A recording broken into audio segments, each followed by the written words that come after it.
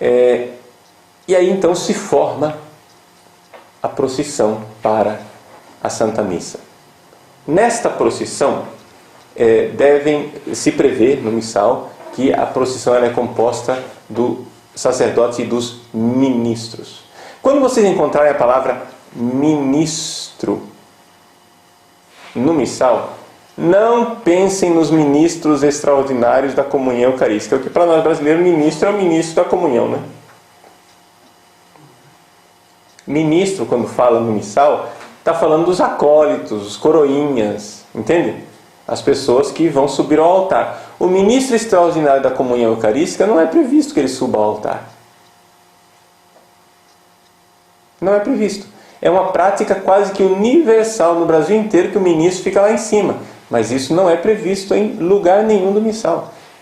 Eu estou aqui, estou fazendo um curso onde me proponho comentar, né, a liturgia tal qual ela é, como ela está no missal. Como ela está no missal, o ministro da comunhão, ele se aproxima do altar na hora de distribuir a comunhão. Então, durante o Cordeiro de Deus, né, o Agnus Dei, ele vai lá, se aproxima. Por exemplo, nos Estados Unidos, os ministros da comunhão ficam com suas famílias participando da missa, junto com o povo. Na hora do Cordeiro, eles sobem ao altar para ajudar a distribuir a comunhão. E, aliás, não tem nenhum distintivo. O famoso jalequinho aqui no Brasil, que se tornou veste litúrgica, né? Para mim é aquela roupa de professor, né? Ou então de enfermeiro, de médico. Mas é um guarda-pó. Mas o jaleco não existe em outros lugares. É uma coisa brasileira, né? Então, só para a gente saber que certas coisas que para nós são óbvias, são instituição apostólica, né? Um negócio assim inquestionável, na verdade são invenção local. Não estou condenando o jaleco, vocês estão entendendo? Eu não estou condenando o jaleco. Eu só estou dizendo que não é uma coisa prevista. Aí o bispo diocesano pode instituir. Não, na minha diocese o jaleco é obrigatório. Está entendendo? Mas é uma lei local, não está no missal. Então, no missal, o ministro da comunhão, ele está lá no lugar dele, junto com a família dele, no meio do povo, e na hora do cordeiro é que ele sobe.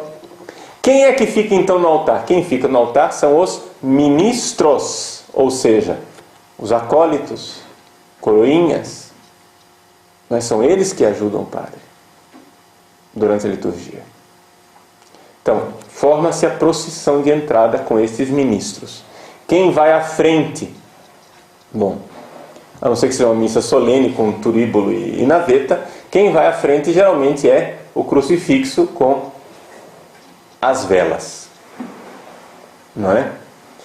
É interessante que o crucifixo que se usa na procissão, é interessante lembrar que o crucifixo deve ter a imagem do crucificado. Criou-se uma moda, um modismo de colocar cruzes vazias, não é? Ou o Cristo ressuscitado na frente da cruz. É previsto que para a celebração da missa, o padre celebre missa na frente de uma imagem do Cristo crucificado. Está entendendo? Porque é o santo sacrifício da cruz que está sendo oferecido. Então é previsto que haja uma imagem do Cristo crucificado. Então, já na procissão de entrada, essa imagem do Cristo crucificado já aparece logo abrindo a procissão, né? E então pode vir outros coroinhas ou acólitos. Antes do padre, vem então o diácono, se existe diácono, carregando o livro dos Santos Evangelhos, o evangeliário, ou o leitor. É previsto isso, que o leitor entre com o livro dos Santos Evangelhos, que o padre irá usar, não ele. O padre irá usar para proclamar o Evangelho. Ou seja, é a entrada do livro dos Santos Evangelhos. Atenção, só uma coisa assim para a gente ter uma noção bem específica das coisas. Não existe lugar na missa para um livro chamado Bíblia. Tá? Esse livro, chamado as Sagradas Escrituras, tem lugar na missa.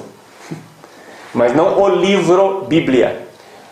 As Sagradas Escrituras são lidas na missa a partir de 2 livros. Um chama-se Lecionário e outro chama-se Evangeliário. Está entendendo? Então, quem é que entra em procissão? É o Evangeliário, o livro dos Santos Evangelhos. Que, aqui no Brasil, o nosso Evangeliário, ele contém somente os Evangelhos dos domingos e solenidades. Tá? Portanto, durante a semana, nós não temos Evangeliário. Se alguém quiser usar Evangeliário durante a semana, então o que se sugere é que pegue um lecionário e o revista com a capa especial, né? Ele seja vestido de Evangeliário, né? Para distinguir os 2 livros, o livro das leituras e o livro dos Evangelhos. Tá? Se quiser, ele não é obrigatório. O Evangeliário ele não é obrigatório nas missas semanais do dia a dia, e nem nas missas solenes ele é obrigatório. Ele só é aconselhado, porque nas missas solenes se faz essa distinção de 2 livros diferentes. Tá? Então, um livro onde são feitas as leituras e o livro onde é proclamado o Evangelho. O Evangeliário, ele é um livro que recebe uma dignidade e uma veneração especial. Então, ele é como um cálice, por exemplo, né? Um negócio assim que você tem que investir artisticamente. Então, uma capa preciosa, em metal, com pedras, não é um exagero para um evangeliário. Existem recursos mais baratos, né? Capas de tecido, com bordadas, etc, etc. Também, mas o evangeliário é algo precioso, carregado com reverência na procissão de entrada. Não sei se está claro isso para vocês, né? Não sei se já viram isso. Então, o evangeliário ele entra e aí, depois do evangeliário, o padre, não é? Por último, de casula, né? Revestido, ele entra em procissão. Tá bom? Então, essa é a procissão de entrada. Durante a procissão de entrada, deve ser cantada, né, a antífona de introito. Ou seja, aqui que está o negócio. Nós estamos acostumados com canto de entrada, mas vamos aprender as coisas como elas estão no missal. No missal existe uma antífona. E essa antífona deve ser, então, cantada junto com os salmos, né? Então, o que é a antífona? Uma espécie de refrão, só para entender. É um refrão bíblico, que é cantado aquele refrão bíblico, e aí você coloca salmo, refrão, salmo, refrão, salmo, refrão, e vai cantando aquela antífona de entrada que está lá prevista no missal. No Brasil, nós perdemos completamente a noção de que isso exista. Não é? Agora, cabe a quem? Aos nossos músicos resgatar isso. Em que termos? Primeiro, sabendo que existe a música já feita em canto gregoriano para isso daí. Então o gregoriano precisaria ser mais valorizado no nosso país, né? Parece que falar de gregoriano é dizer um palavrão, né? Você está falando uma coisa imoral, não pode usar o canto gregoriano. No entanto, o canto gregoriano ele é feito para ser usado. Existem cantos belíssimos, mais simples até, não existe só o canto gregoriano rebuscado para corais, etc. Mas tem coisas mais simples, que aliás, o Concílio Vaticano II, não é? Um documento de liturgia chamado Sacrosanctum Concilium, pede que os fiéis saibam responder às partes da missa em latim e saibam cantar os cantos básicos em gregoriano. Todo mundo fala do Vaticano II, eu não sei, o pessoal critica o Vaticano II, mas se a gente fizesse pelo menos 1/3 do que está escrito no Vaticano II, gente, a nossa liturgia estava salva. Está entendendo? Vocês conhecem Né? Todo mundo aqui no Brasil, todo mundo diz que não, a nossa missa é a missa do Vaticano II, nós temos uma mentalidade conciliar, nós estamos na igreja do pós-concílio. Agora o padre Paulo Ricardo, vestindo batina, ele é pré-conciliar, tridentino, quadrado, tradicionalista, fechado, obtuso. Não é isso? Não é esse o discurso geral? Muito bem. Muito bem, gente. Então, o padre Paulo Ricardo agora, né, eu vou dizer, gente, vamos fazer a liturgia do Concílio Vaticano II. Né? Vamos aprender gregoriano, vamos aprender a responder missa em latim. Vocês conhecem alguma paróquia onde o povo saiba responder a missa em latim? Se existe, deve ser uma raridade.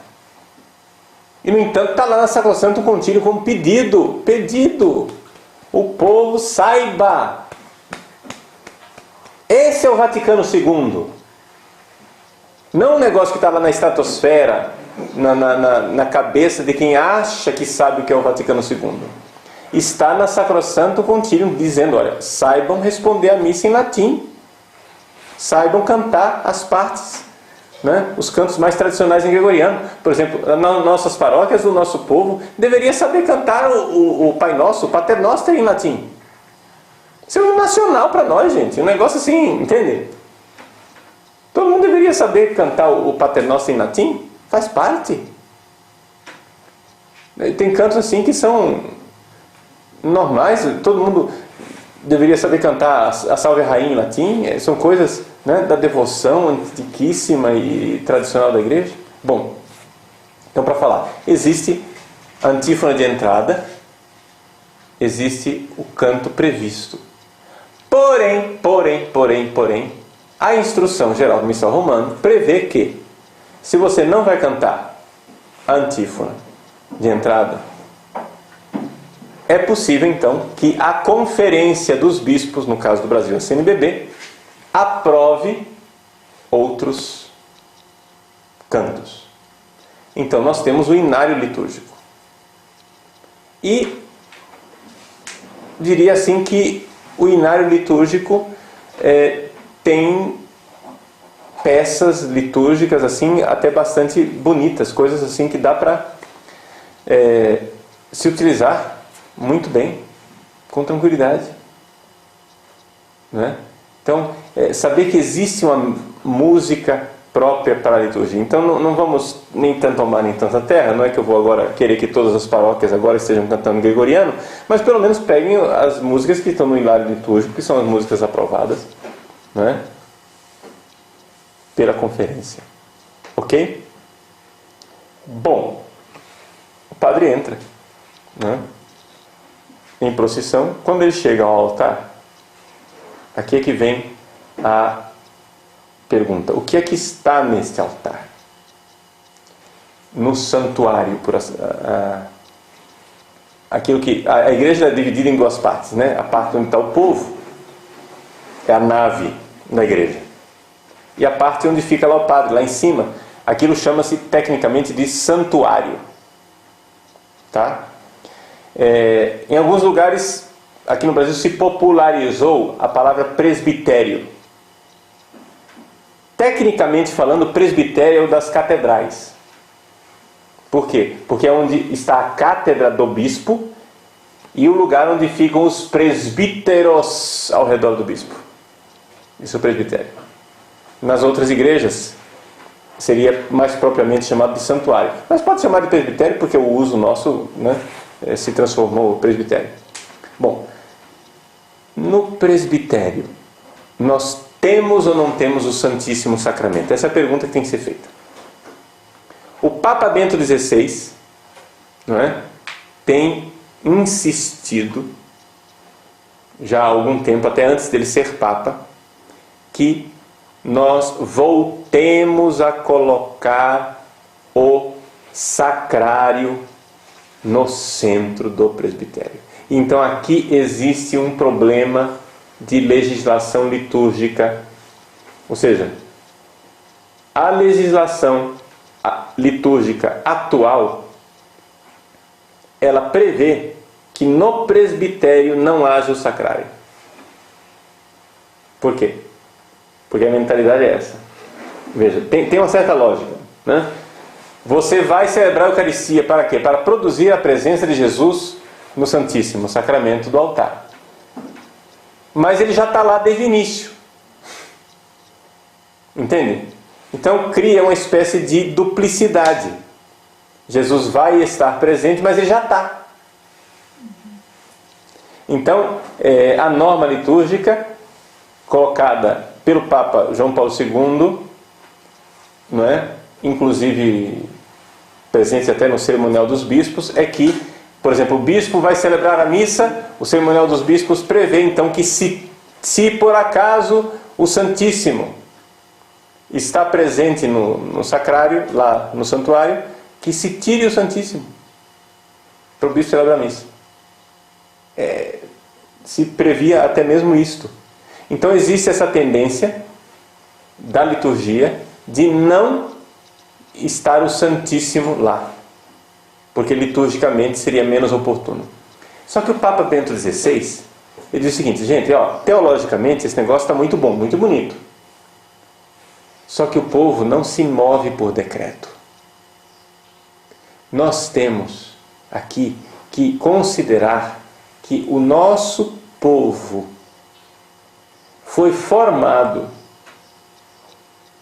nas décadas passadas para uma centralidade do sacrário, uma centralidade do Santíssimo Sacramento. E o que é que está acontecendo? Quando nós tiramos o sacrário do presbitério, quem que fica no centro? O ser humano, o padre. Então isso seria menos adequado. É uma opinião do Papa Bento XVI. Então veja que aqui a gente tem uma certa escolha para fazer, né? Legislação, por um lado, pede para não ter o sacrário, e por outro lado o Papa Bento XVI pede para que se volte a colocar o sacrário no centro, né? Eu sempre fui muito de obedecer a legislação. Então, por exemplo, quando eu fiz a reforma da capela do seminário de Cuiabá, o que eu fiz? Eu fiz uma capelinha do Santíssimo e a capela onde a gente celebra, que não tem o Santíssimo Sacramento. Eu obedeci a lei, a norma tal qual ela tinha sido colocada. Porém, quando Bento XVI foi eleito, e eu já tinha lido várias vezes as coisas de Bento XVI, do Joseph Ratzinger, né? Quando ele foi eleito, eu comecei a reestudar o pensamento dele. E o homem me convenceu que é melhor a gente voltar para certas coisas, porque não está dando certo. Tá? Eu aqui vou usar uma argumentação que não é usada por Bento XVI, mas eu acho que é muito importante. E assim, a gente sai um pouco das rubricas aqui, mas eu acho que é muito importante em todo esse nosso esforço de aplicar a liturgia da igreja e fazer a liturgia da igreja como ela é. Que é o seguinte: vejam, na Inglaterra de Henrique VIII, quando houve a separação da igreja católica e da igreja anglicana, a igreja anglicana, ela era ainda substancialmente católica na fé. Ou seja, Henrique VIII não era um herege. Ele era um cismático. Está entendendo? Ou seja, ele tinha fé católica, ele cria na presença de Jesus na Eucaristia, no sacerdócio, no episcopado, nos 7 sacramentos. Ele tinha fé católica, Henrique VIII. Mas o que ele fez não foi uma heresia. O que ele fez foi um cisma. Ele se separou de Roma e proclamou que ele era o chefe da igreja da Inglaterra. Tá? Só que ele elegeu um arcebispo chamado Cranmer. E esse Cranmer, ele começou a mexer na liturgia. E fizeram uma reforma litúrgica na Inglaterra, de tal forma que o povo inglês que cria na presença de Nosso Senhor Jesus Cristo na Eucaristia, sem que basicamente ninguém pregasse contra a presença de Jesus na Eucaristia, no prazo de uma geração deixou de crer. Como? Só mudando a forma de cultuar. Só mudando a forma de prestar culto a Deus na Eucaristia. Eles fazendo isso, o povo perdeu a fé. Ou seja, esse Cranmer, ele era herege. Henrique VIII cria na presença de Jesus na Eucaristia, mas esse Cranmer não cria. Aliás, ele era, por exemplo, Henrique VIII não queria saber de padre casado. O clero dele tinha que ser celibatário. O Cranmer tinha mulher escondida. Ele ia de carruagem, levava a mulher num caixote, escondida dentro da carruagem, né? Então, e assim ia a coisa. Ou seja, o Henrique VIII, ele abriu as portas para uma série de hereges na igreja da Inglaterra, então por isso que hoje a coisa está do jeito que está, né? Essa é uma igreja bem protestantizada, sobretudo a Low Church, né? Muito mais protestantizada. Bom, então a mudança da fé pela mudança do culto, né? Então o que é que nós fizemos na nossa aplicação da liturgia do Vaticano II? Vejam só, não é o missal que fez isso, foi a nossa aplicação quem fez isso. Nossa aplicação. Tiramos o sacrário do centro. Pronto. Aí as igrejas viraram salões, né? Todo mundo entra, parece a feira de Caruaru, né? Todo mundo conversando, gritando, ei, fulano, vai! Então, as igrejas antigamente se entrava para rezar. Você tinha certeza que você entrava num lugar onde tinha silêncio, culto, adoração. Virou um salão de festas. É a comunidade que se celebra. Não celebra Deus, mas porque a presença do Santíssimo muda muitas coisas. Vocês vejam, por exemplo, lá na nossa paróquia, em Cuiabá, nós estamos implantando o seguinte: estamos colocando o Santíssimo exposto antes da missa e os padres sentados no confessionário. As pessoas chegam, vão fazendo adoração e vão se confessando antes da missa. Vocês não podem imaginar como isso mudou o clima da igreja. Porque antes era o quê? Era o Ministério de Música fazendo ensaio. O tal do ensaio. Mas, gente, se é rito, as músicas devem ser conhecidas. Alguma música nova de vez em quando, tudo bem, mas, né? Mas as pessoas vão aprendendo pela repetição. Não precisa de ensaio. Deixa o povo rezar. O Santíssimo exposto, as pessoas se confessando. Como ficou diferente, né? Mas essa centralidade, né, da Eucaristia e não do humano. Então é algo muito bom. A gente vê que, por exemplo, o que é que nós deixamos de fazer? Deixamos de comungar de joelhos e na boca. Você vê claramente em vários lugares do Brasil o seguinte: quem comunga na boca são os jovens. Não é? A geração já de meia idade ou da terceira idade comunga na mão porque aprendeu assim, porque foi instruído assim, etc. Já os jovens sentem uma necessidade de maior sacralidade.